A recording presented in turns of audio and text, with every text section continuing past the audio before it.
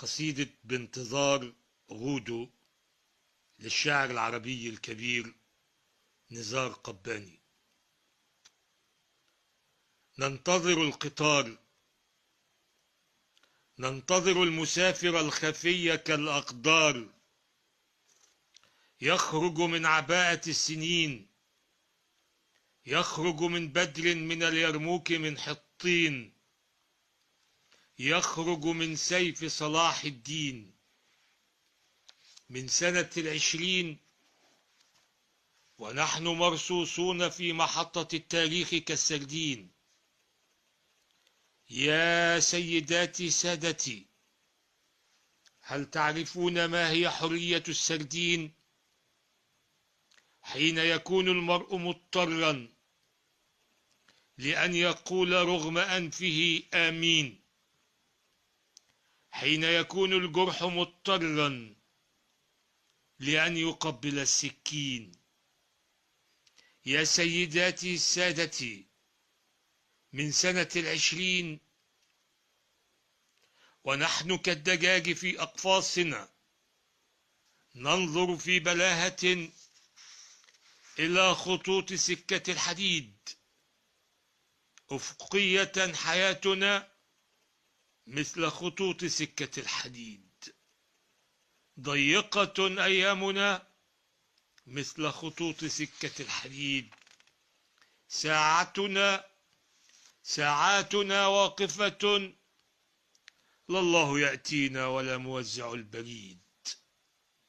من سنة 20 حتى سنة 70 نجلس في انتظار وجه الملك السعيد. كل الملوك يشبهون بعضهم، والملك القديم مثل الملك الجديد. ننتظر القطار ونحمل البيارق الحمراء والأزهار. تمضغنا مكبرات الصوت في الليل وفي النهار. تنشرنا إذاعة الدولة بالمنشار. انتبهوا انتبهوا، 50 يوما ربما تأخر القطار، 50 عاما ربما تأخر القطار، 50 قرنا ربما تأخر القطار. تقيحت أفخاذنا من كثرة الجلوس، تقيحت في رأسنا الأفكار، وصار لحم ظهرنا جزءا من الجدار. جاءوا بنا 20,000 مرة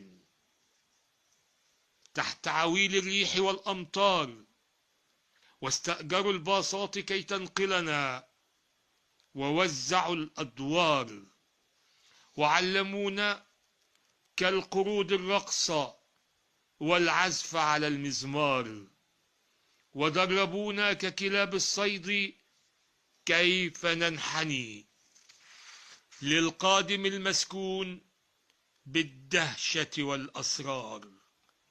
إذا أتى القطار لم نرى، لكن من رأوه فوق الشاشة الصغيرة يبتلع الزجاج، أو يسير كالهنود فوق النار، ويخرج الأرانب البيضاء من جيوبه، ويقلب الفحم إلى نضار، يؤكدون أنه من أولياء الله جل شأنه، وأن نور وجهه يحير الأبصار، وأنه سيحمل القمح إلى بيوتنا، والسمن والطحين بالقنطار، ويجعل العميان يبصرون، ويجعل الأموات ينهضون، ويزرع الحنطة في البحار، وأنه في سنوات حكمه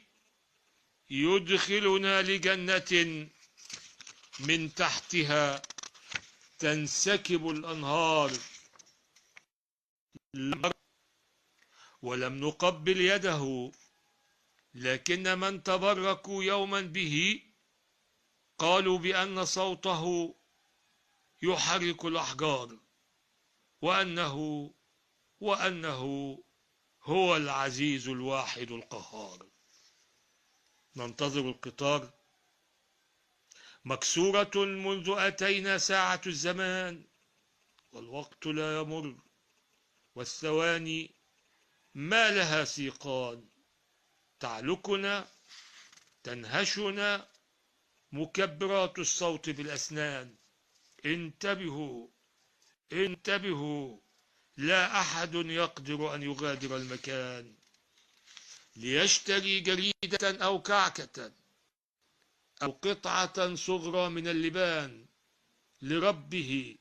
لا أحد يقدر أن يقول يا رباه، لا أحد يقدر أن يدخل حتى دورة المياه. تعال يا غود وخلصنا من الطغاة والطغيان، فنحن محبوسون في محطة التاريخ كالخرفان. أولادنا ناموا على أكتافنا، رئاتنا تسممت بالفحم والدخان، والعرض حالات التي نحملها عن قلة الدواء والغلاء والحرمان صادرها مرافق السلطان. تعال يا غود وجفف دمعنا وأنقذ الإنسان من مخالب الإنسان.